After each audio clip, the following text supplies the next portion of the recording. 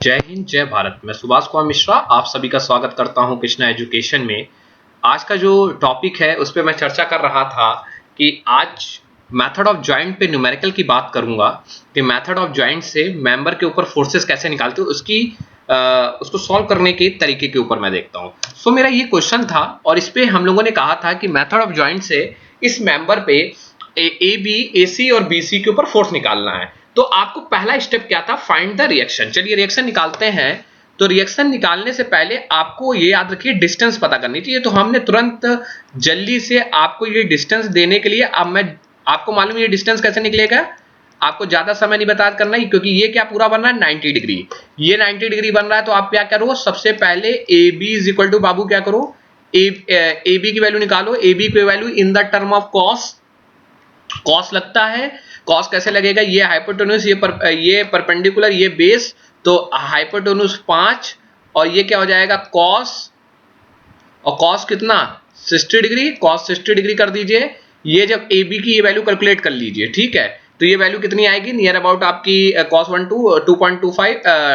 इसके बाद क्या करिए आप, अब ये एक परपेंडिकुलर गिराइए तो ये वैल्यू तो ए सी डी कर दीजिए। तो आपको कौन सी वैल्यू चाहिए, ये बी डी चाहिए। क्यों चाहिए आपको, क्योंकि मालूम है मूवमेंट लेंगे तो ये डिस्टेंस की जरूरत पड़ेगी। तो बीडी की वैल्यू कैसे आती है, अब देखिए ये हो गया इसके लिए बेस और इसके लिए हाइपोटेन्यूज ये हो गया और परपेंडिकुलर ये हो गया। तो आप क्या कर सकते हो 5 इंटू कॉस 60 डिग्री इंटू ये किसकी वैल्यू हो गई, ये तो ए बी की जो निकले आए, क्योंकि मेरे पास कैलकुलेटर से आप लोग देखिएगा अभी मैं दिखाऊंगा। तो 5 cos 60 डिग्री और ये कितनी वैल्यू आपको मल्टीप्लाई करनी, ये वैल्यू हो गई और इंटू कॉस और 60 डिग्री मल्टीप्लाई कर दीजिए। तो ये देखिए यही तो वैल्यू हो गई। ये वैल्यू किसकी है, ए बी की। ये वैल्यू कितनी है, A B into cos 60 degree तो लिखोगे ट्रिग्नोमेट्री में भाई। कॉस लगाओगे तो क्या दिखेगा, बेस अपॉन हाइपोटेन्यूज। तो हाइपोटेन्यूज तो मालूम है, तो दिस इज दिस। तो आपको कैलकुलेट तो, और आप यहां पे इक्विलिब्रियम कंडीशन कैसे लगाओगे, vertical force is equal to 0 और horizontal force is equal to 0 और मूवमेंट इज इक्वल टू 0। आपने सारी चीजें लगा दी।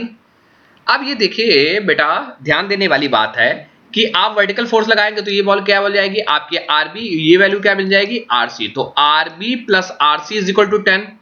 ये देखिए taking movement about B, B के अबाउट मूवमेंट लोगे तो ये क्या कौन सी वैल्यू देगी आपकी, ये आपको मालूम है ये वैल्यू कौन सा साइन देगा। यहां मान लो बी के अबाउट मूवमेंट लोगे तो ये कौन सा साइन देगा, बोलो भाई सभी लोग, ये मूवमेंट कौन सा देगा, ये मूवमेंट आपका देगा anti clockwise. Anti clockwise minus, ये माइनस देगा। तो फोर्स परपेंडिकुलर डिस्टेंस कितनी है इसकी 5, ये 10 कितनी देगा क्लॉकवाइज, इसकी कितनी डिस्टेंस है 10 और डिस्टेंस ये कैलकुलेट आप करोगे बीडी की, तो आप बीडी की वैल्यू कितनी है 5 cos 60 degree into cos 60 degree. तो ये वैल्यू आप कैलकुलेट कर 2.25 समथिंग अबाउट।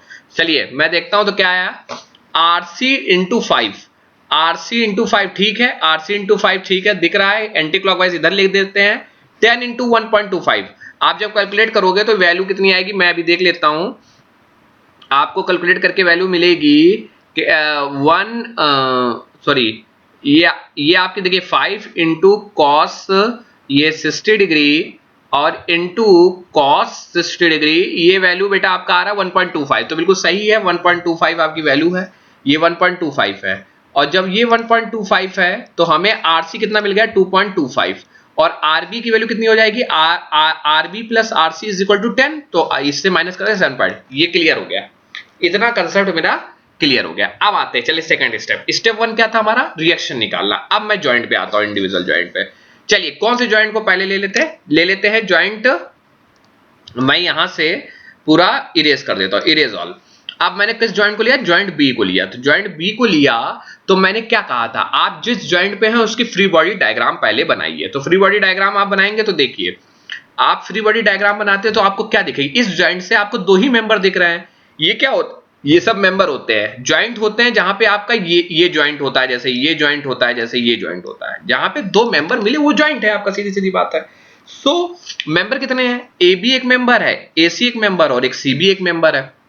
सो देखिए हमने बी ज्वाइंट पे खड़े तो हमें क्या दिखेगा, हमें सिर्फ दिखेगा एक बी ए मेंबर, हमने दिखा दिया बी ए में। और ए वाला इसलिए इधर डॉटेड कर दिया क्योंकि हम ए से नहीं देख रहे हैं, हमें बस दिख रहा है ये जाता जा रहा है, कहां जा रहा है ये नहीं मालूम है मुझे। भाई यहां बैठे हैं हम बस देखते हुए जाएंगे, लेकिन उस व्यक्ति को मुझे नहीं मालूम कहां पहुंच रहा है। क्योंकि हम ये नहीं बता सकते ये पे जुड़ रहा होगा, ये कहीं जुड़ रहा होगा, ये उसने, तो ये डॉटेड लाइन ए शो कर रहा है। बी से सी एक जा रहा है तो बी से सी की तरफ ले गया। अब देखिए जरा एरो की बात करें, ये तो free body diagram step 2 clear हो गया।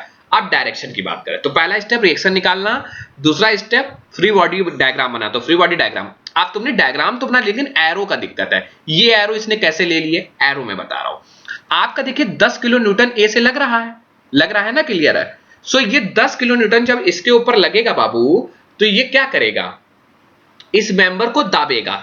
मतलब ये बी ए है, मान लीजिए ये मोबाइल जो मैं आपको दिखा रहा हूं स्क्रीन पे, ये बी ए है, ये पॉइंट जहां अंगूठा है ये बी है, और ये पॉइंट क्या है, ये ऐसे समझिए, ये ऐसे कोई एक मेंबर है, ये नीचे वाला पॉइंट बी है और ये पॉइंट ए है।